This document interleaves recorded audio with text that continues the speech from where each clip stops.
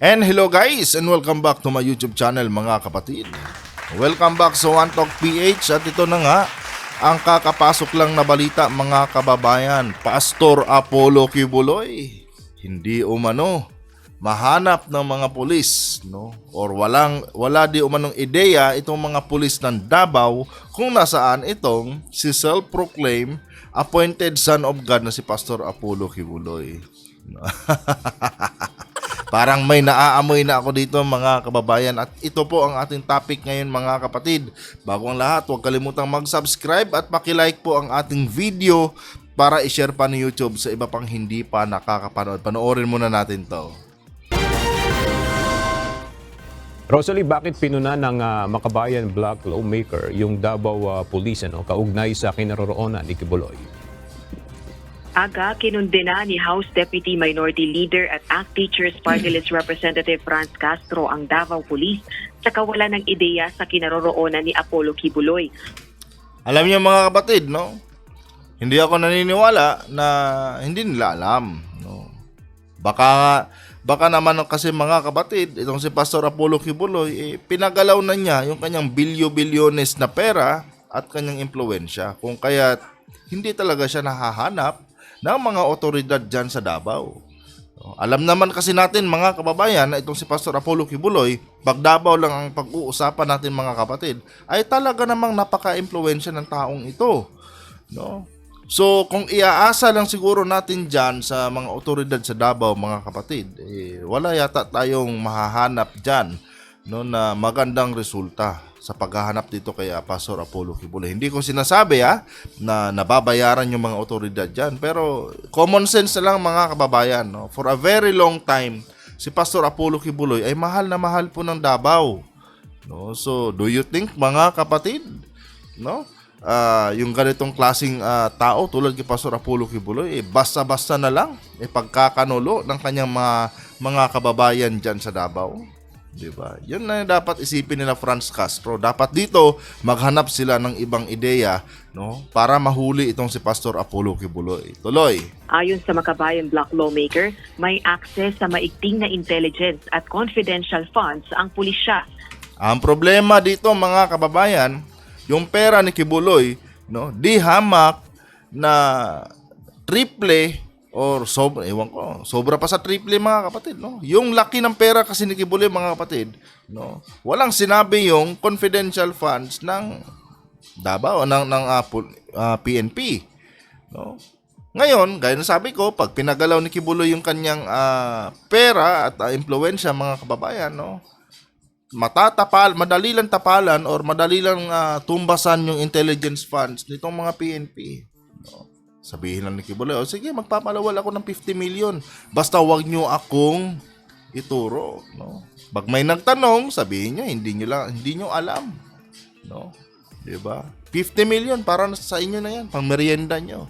Diba? Yun ang pinagkaiba mga kababayan pag ang isang tao ay napaka impluwensya, no? At mapera. Dahil lahat, pati batas natin mga kapatid, malaki ang posibilidad na kaya niyang tapalan, no? Para lang sa kanyang seguridad. Diba? Baka mamaya niyan si Kibuloy mga kababayan, no? Habang pinapanood ng balita na to, pakapi-kapi lang sa likod ng kanyang mansion. Diba? No, hindi natin alam mga kapatid, no? Baka sitting pretty lang itong si appointed son of God na si Pastor Apollo Kibuloy habang pinapanood yung mga balita, no, patungkol sa kanya. Siyempre, bilyonaryo siya mga kababayan, di ba? At sa ganitong sitwasyon, no, ng kanyang buhay, talagang kakailanganin niya yung kanyang pera dito, no, para sa kanyang seguridad mga kapatid, no? Very basic po 'yan. Taliwasan niya ito sa umano'y arbitrary arrest ng pulisya sa mga aktivista. Formal nang naglabas ng arrest order ang Senado para sa Kingdom of Jesus Christ International leader na si Kibuloy. Inatasan na rin ng Senate Sergeant at Arms na ipatupad ang arrest order. Gayunman, ayon sa Davao City Police Office, hinihintay pa nila ang kopya ng arrest warrant mula sa Senado at ang koordinasyon ng Sergeant at Arms nito. Nako, habang naghihintay sila mga kapatid, no, sa arrest warrant nitong arrest order nitong ni Pastor Apollo Kibuloy, Baka nga naman mga kababayan, may iba na itong planong si Pastor Apollo Kibuloy. Bakit? Kasi ang tagal dumating yan, yung arrest order na yan. No? Ano ba ang dahilan mga kapatid? Bakit hindi agad na ipadala yan para masimulan na agad yung manhunt itong ni Pastor Apollo Kibuloy? Pero sa tingin ko mga kababayan, kahit dumating pa man yung arrest warrant na yan, imposible talaga mga kapatid. No? Imposible talagang ganun lang nila kadaling mahanap yan si Pastor Apollo Kibuloy. Diba? Alam naman natin na itong si Pastor Apollo Kibuloy ay makapangyarihan nga. No? And marami siyang kaibigan dyan, mga kapatid. No? Marami siyang kaibigan dyan. Hindi yan basta-basta nadadaan sa ganyan. No? Maliban na lang siguro, mga kababayan, kung ipapa-wanted na siya. Diba? Kung ipapa-wanted na talaga siya, yun. No? Baka sakaling gumalaw itong mga itong ating PNP. Diba? Pero kung ganito lang naman na para lang sa Senate, no? Hindi pa naman para sa korte, diba? Malabo yan mga kapatid na mahanap itong si Kibuloy. Pero pag korte na siguro ang magbibigay ng order mga kababayan, no? Para sa manhunt dito kay Pastor Apollo Kibuloy, no? Baka yun, no? Malaki pa ang possibility, no? Malaki yung chance na itong si Kibuloy makita nga. Pero sa ganyan ngayon na para lang sa korte mga kapatid, wala yan. Hindi yan ipagkakanulo ng kanyang mga kababayan, lalo na ma-impluwensya at makapangyarihan ito si Kibuloy sa Davao. No. Wala naman siyang atraso sa tao sa mga taga Davao mga kababayan. No. Yung mga kaaway ni Kibuloy ngayon nandito lahat sa Maynila, no. Itong mga senador at mga kongresista. Pero pag sinabi mong yung relasyon ni Kibuloy sa mga taga Davao mga kapatid, nako, baka mas close pa sa magkapatid yung kanilang relasyon dyan. Kaya imposible yan, no? Na mahanap yan si Kibuloy. Lalo na namimigay din si Kibuloy ng mga paayuda dyan sa mga taga Davao, mga kapatid. No? Wala ka talagang aasahan dyan. No? Dahil napaka-loyal po ng mga taga Davao na yan dyan kay Pastor Apollo Kibuloy. No? Kaya dapat makaisip ng ibang taktika itong sila Franz Castro kung paano nila ito makorner itong self-proclaim appointed son of God na si Pastor Apollo Kibuloy. Pang impormasyon ng Police Regional Office 11 at Davao City Police sa kinaroroonan ni Kibuloy. Nako, very basic, di ba? Pagalawin ni Kibuloy yung bilyones niya, automatic yan, ang lalabas lahat sa dila ng mga naghahanap sa kanya. Hindi namin mahanap eh. Wala na, hindi na namin mahagilap dito si Pastor eh. No. Yan lang. Alam naman kasi natin mga kapatid na tayong mga Pilipino, basta pera ang pag-usapan. Nako. No, wala nang pakialam no sa tama at mali. No. Basta pera. Nako. Nagiging bulag ang mga Pilipino mga kababayan, no? Pag pera ang pinag-uusapan. 'Di ba? Tulad niyan, Pastor Apollo Kibuloy. Bilyonaryo, no? Yumaman sa panglilimos ng kanyang mga miyembro. Ano pang asahan natin pag gumalaw na yung bilyones na yan na nalimos ng kanyang mga miyembro, mga kapatid? No? Wala talaga tayong asahang maganda dyan, lalo na sa Davao lang. Diba? Kahit sabihin ng taga Davao, mga kapatid, na handa silang huliin si Pastor Apollo Kibuloy. Pero anong magagawa ng mga salita na yan kung kaibigan mo naman yung huhulihin mo? Diba? No. Dahil dapat niyan, itong sila Franz Castro, no? Suggestion lang, magpadala sila ng kanilang intelligence doon, no?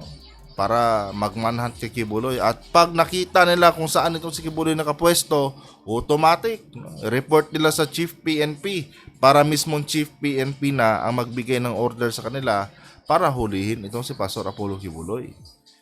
No? Pero pag ganyan lang mga kababayan, no, na idadaan-daan pa sa proseso, no? Arrest order, antayin pa, wala na. Malabo yan. Tubig sa ilalim ng tulay yung mga kababayan. No? Naharap din ang kontrobersyal na religious leader sa kasong human trafficking at sexual abuse. Diba? Yan ang kinakaharap ng appointed son of God, mga kapatid. Sexual abuse and human trafficking. No? Ngayon, sabi ng kampo ni Pastor Apollo Kibuloy, no? Political attack daw itong mga ganitong mga bagay. Diba? Paano kayo naging political attack yan, mga kababayan, no? Bago pa man ito magkaroon ng investigasyon dito sa kanyang mga kaso na kinakaharap, nauna nang nagbigay ang Amerika, mga kapatid, no, ng kanilang arrest warrant dito kay Kibuloy, 'di ba?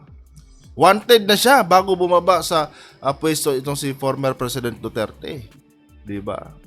So, sa tingin ko hindi malabo to yung sinasabi nilang claim nila na political attack daw itong nangyayari ngayon sa kanya dito sa Pilipinas. Doon pa lang sa Amerika, mga kababayan, no? Pinasara na po yung kanyang mga kapilya doon dahil nga sa mga kaso na kinakaharap niya doon. No? Ano bang pinagkaiba ng kaso niya sa Amerika sa kaso niya dito, mga kapatid? No? Na kung tutuusin, kumbaga second demotion lang tong kaso niya dito eh. No? Yung original talaga nito ng kaso, mga kababayan, no, is nandun sa Amerika. Pinapawanted na nga to sa FBI, 'di ba? And hindi ko alam, no? Hindi ko alam kung ano ba yung nakita ng mga member niya dito, no? Well, kung na-brainwash nga ba naman sila nitong self-proclaimed appointed son of God na si Pastor Apollo Kibuloy, wala tayong magagawa doon, no? Baka kasi, mga kapatid, no, gamunggo lang din yung liit ng utak ng kanyang mga miyembro, kung kaya magpahanggang ngayon, mga kababayan, talagang naniniwala pa rin sila dito sa kanilang butihing pastor, mga kapatid. Biruin mo, sexual abuse, mga kababayan, no? Yung mga witness doon na tumayo doon sa Senado, mga kapatid, no? Kung napakinggan nyo lang yung kanilang mga kwento, mga kababayan, talagang nakakaawa po talaga, no? Ano nga ba ang laban nila dito sa isang self-proclaimed appointed son of God na may billion-bilyong pera, mga kababayan, no? False prophet po ito, mga kapatid, no? Baka appointed son of the devil ito. Alam niyo, mga kapatid, wala talaga akong respeto dito kay Pastor Apollo Kibuloy. No? Bilang Kristiyano, no? Bilang Kristiyano, hindi sa kanyang pagkatao. Bilang Kristiyano, mga kapatid, hindi ko siya nire-respeto. Dahil siyempre, inaapakan niya po yung turo ng Biblia, mga kababayan, no? Biruin mo, i-claim mo yung sarili mo appointed son of God. 'Di ba? Tapos senador lang, takot kang humarap. 'Di ba? Nagyabang ka pa noon na ikaw yung may hawak sa remote ng mga lindol, tapos ngayon wala kang magawa, no? Kung totoong appointed son of God ka, no, palindolan, padaanan mo ng lindol yung yung Kongreso at saka yung Senado, no, nang bumagsak yung mga building nila diyan. Wala nang hearing, 'di ba? Patunayan mo na appointed son of God ka, no? Pakitaan mo ng iyong mystic power, 'di ba? Palindolin mo yung mismong Senado at Congress, no, House of Congress, no? Padaanan mo lang ng lindol, sabi mo hawak mo yung remote, no? Hawak mo yung remote ng sanlibutan. Ngayon padaanin mo diyan yung lindol, 'di ba? Nang matupog yung mismong kinakatayuan na building ng kwan, no? Pero pag hanggang kwento ka lang, nako, 'di ba? Hontiveros lang pala katapat mo, pastor. 'Di ba? Hontiveros lang pala katapat mo, appointed son of God ka pa diyan, si Hontiveros nga, wala kang ampalag, 'di ba? Alam niyo, mga kapatid, yung sabi niya dito na, yung sabi niya na meron na daw patong yung kanyang ulo, no? Alam niyo, sa totoo lang, ang basa ko doon, mga kapatid, no, yun yung ginamit niyang palusot kung kaya nagtatago siya ngayon, no? Kaya every time na anuhin siya, no, na batikusin siya, bakit takot siyang magpakita sa Senado, yun yung nagiging depensa niya. Meron na kasi kung patong sa ulo, no? Yun yung nakikita ko doon. Ang bilis niya, na-anticipate agad ni Pastor Kibuloy, mga kababayan, no, na baka ipatawag ako dito sa Senado, gigisahin talaga ako dito, nako, diba? Kaya bago pa man mangyari yun, mga kapatid, no, inunahan na niya, may patong yung aking ulo, no? Delikado na ako ngayon. Nagbanggit pa siya ng mga figures, no, kung ilang $1,000,000 yung sinasabi, diba? Nang sa ganun, hindi siya mapuwersa. No? Kumbaga, yun yung ginagamit niyang valid reason niya kung bakit hindi siya humaharap sa Senado. No? Yun yung nakikita kong rason dito. Diba? So, kahit ako mga kapatid, hindi naman kasi ako naniniwala talaga na kailangan pa niya magpakita sa Senado. Pero ganun pa man, no? Yan na ang kalakaran ngayon. No? Yan na po ang kalakaran ngayon. Kailangan mo nang humarap sa Senado. Ngayon, kung inosente ka, no? Kahit sabihin natin mali yung humarap ka sa Senado, ipapakita ka doon, patunayan mong inosente ka. Kung inosente ka talaga. Diba? No, ngayon, nangako na si Bato. No? Si Senator Bato de la Rosa, nangako na siya yung mag-i-escort. No? And I don't think so na may iba ka pang pwedeng gawing rason dyan. No? Kung totoo, nilaglag na rin to ni Bato eh. No, parang pinahamak na rin siya ni Senator Bato sa kanyang sa sinabi ni Senator Bato eh na ako yung mag-e-escort sa iyo. Oh. Umatin ka ng hearing, 'di ba? O ngayon, kaibigan na niya no si Senator Bato kasi taga Davao din si Senator Bato eh. Oh, I don't think so na may pwede pa siyang gawing palusot dito. Dapat magpakita na siya sa hearing. Nang matapos na to, kung inosente ka, inosente ka. Pero yung respeto ko sa iyo bilang Kristiyano, hindi ko babawiin 'yon. Hindi kita rerespetuhin bilang appointed son of God. No, dahil that is against sa aking pananampalataya, no. Walang sinabi sa Biblia na may kibuloy, no, 'di ba? Marami nang sumubok na makipagdebate sa iyo, si Brother Eling Alandati, 'di ba? Hindi ka rin pumalag. Dahil takot ka, mapahiya. Dahil hindi ka nga, baka fake ka na appointed son of God. No? Baka appointed son of the devil. Maniniwala pa ako sa'yo, pastor, appointed son of the devil ka. Pero sabihin mo appointed son of God ka. No? Wala. Ganun pa man. Magpakita ka, patunayan mo yung sarili mong inosente ka sa mga aligasyon ng mga tao. Di ba? Kung ganyan ka na puro ka na lang palusot dyan, parang sinasabi mo lang din talaga na guilty ka. Diba? Paano yan ngayon? Hamon-hamon kayo na sa korte. No? Gusto nyo sasagutin sa korte. Paano pag ang desisyon ng korte, guilty ka? Anong gagawin mo? Magpapakulong ka o magtatago ka? Diba? Kasi ito na talaga yung magiging huling hantungan nito eh. No? Manigurado niyan, no? Sa isip-isip ko lang mga kapatid, susunod nito, sasabihin na naman ito, bayad yung korte. 'Di ba? Yan yung mga palusutan nila diyan, bayad yung korte. Anyway guys, no? Hanggang dito na lang yung video natin. Nako. Ibang klase talaga to si Pastor Apollo Kibuloy, mga kapatid, no?